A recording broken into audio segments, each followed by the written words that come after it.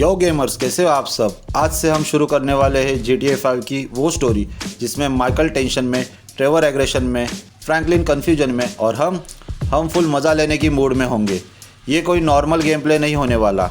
यहाँ होंगे cinematic camera, crazy details और वो सीक्रेट्स जो आपने कभी नोटिस भी नहीं किए होंगे। दोस्तों, आज से हम पूरी GTA 5 स्टोरी को mission by mission movie style में डिकोड करेंगे। साथ ही माइकल, ट्रेवर और फ्रैंकलिन, इन तीनों के कैरेक्टर्स की लाइफ को नज़दीक से देखेंगे। उनके माइंडसेट्स, उनके इमोशंस और उनके डिसीजंस पर नज़र डालेंगे और GTA 5 फैंस के कुछ सवालों के जवाब देने की भी कोशिश करेंगे। तो सीट बेल्ट बांध लो, पानी ले आओ, पॉपकॉर्न रेडी रखो, क्योंकि ये सीरीज़ होने वाली है फुल धमाकेदार, फुल एंटरटेनिंग और full story blasting. Hello gamers, I am Shashank. I am just like you, someone who loves GTA games. Let's dive into.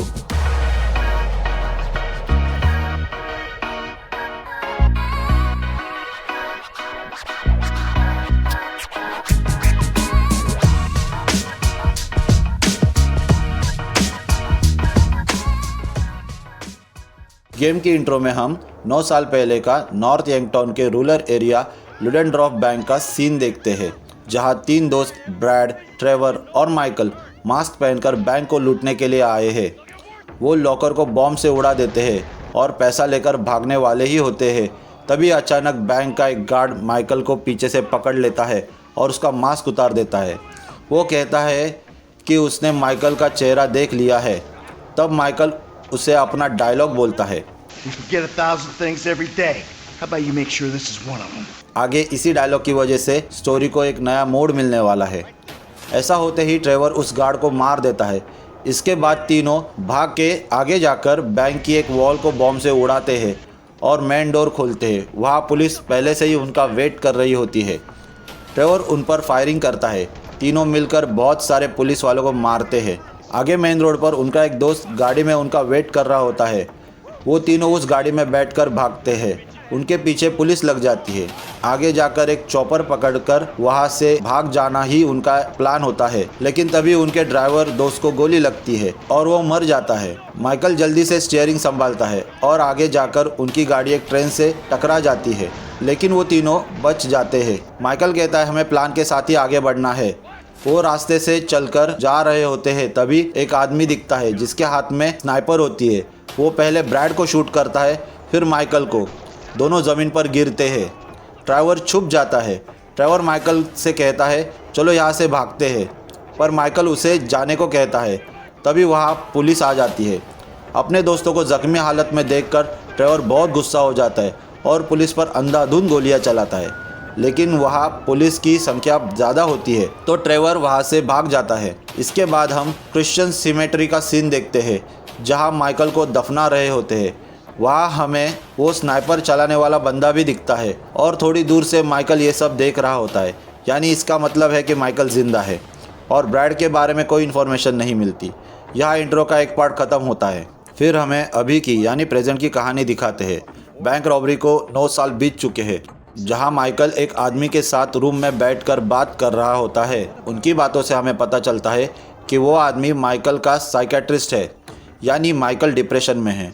उनकी बातों से पता चलता है कि माइकल का एक बेटा है जिसका नाम जिमी है, जो कुछ काम का नहीं है। माइकल तब अपने बारे में बताता है, मैं उसकी उम्र का था तब मैंने बैंक रॉबरीज की, टॉप सेल किया, बहुत सारे क्राइम्स किए, पर मेरा बेटा निकम्मा है। तब साइकेट्रिस्ट कहता है ये तुम इन सबको अचीवमेंट समझते हो माइकल, ये अच्छी बातें नहीं हैं। तुम अच्छे बनना चाहते हो, नई लाइफ की शुरुआत करना चाहते हो। इतना सब होने के बाद माइकल वहाँ से निकल जाता है और बाहर जाकर एक बेंच पर बैठ जाता है। तभी हमारे मेन कैरेक्टर में से तीसरे कैरेक्टर की एंट्री होती है, जिसका नाम है फ्रैंकलिन, और यहाँ स्टोरी का इंट्रो ख़त्म होता है। इंट्रो सीन से हमें बहुत सारी बातें पता चलती है, जैसे ट्रेवर बहुत एग्रेसिव और अनप्रेडिक्टेबल कैरेक्टर है, पर जब माइकल को गोली लगती है तब ट्रेवर अपसेट होता है और पुलिस पर गुस्सा भी, यानी ट्रेवर दोस्ती निभाना जानता है। दूसरी तरफ माइकल के बारे में थोड़ा कन्फ्यूजन होता है। माइकल एक लुटेरा और ड्रग डीलर था, यानी उसका क्रिमिनल रिकॉर्ड था, लेकिन माइकल ट्रेवर जैसे सच्चे दोस्त को छोड़कर अपनी फेक डेथ दिखाकर नई ज़िंदगी बनाना चाहता था। ये सब करने के लिए उसका पुलिस से कनेक्शन होना ज़रूरी है, और अगर माइकल पुलिस से मिला हुआ था तो एक तरफ से देखे तो माइकल ट्रेवर के साथ गद्दारी कर रहा था। मेरे हिसाब से तो इंट्रो का यही कंक्लूजन निकल सकता है। दोस्तों आपको क्या लगता है कमेंट में बताना। हाँ, एक और बात, इंट्रो से हम GTA 5 लवर्स के मन में कुछ सवाल पैदा होते हैं। पहला सवाल, माइकल एक नई ज़िंदगी क्यों चाहता था? दूसरा सवाल, अगर माइकल पुलिस से मिला हुआ था तो क्या वो ट्रेवर जैसे सच्चे दोस्त से गद्दारी कर रहा था? तीसरा सवाल, इनका तीसरा पार्टनर ब्रैड कहाँ पर है? चौथा सवाल, माइकल पर गोली चलाने वाला शख्स कौन है? इन सवालों के जवाब हमें गेम प्ले आगे बढ़ते ही मिल जाएंगे। मेरे गेमर दोस्तों, अगर आपको इन सवालों के जवाब पता हो तो कमेंट बॉक्स में मैं आपका इंतज़ार कर रहा हूँ। बाकी ये था GTA 5 ऑफलाइन स्टोरी मोड का चैप्टर 1। अगर आपको ये वीडियो या मेरा एक्सप्लेनेशन पसंद आया हो तो लाइक कीजिए। ये सीरीज़ आगे चलती रहेगी। अगर ऐसे एक्सप्लेनेशंस पसंद हो तो सब्सक्राइब कीजिए। और आपका कोई दोस्त जिसको GTA 5 की स्टोरी डिटेल में जाननी हो या उसे पता नहीं हो तो उसे ये वीडियो शेयर कीजिए। इस वीडियो में इतना ही, मिलते हैं नेक्स्ट चैप्टर में। तब तक bye, take care and love you gamers, keep playing.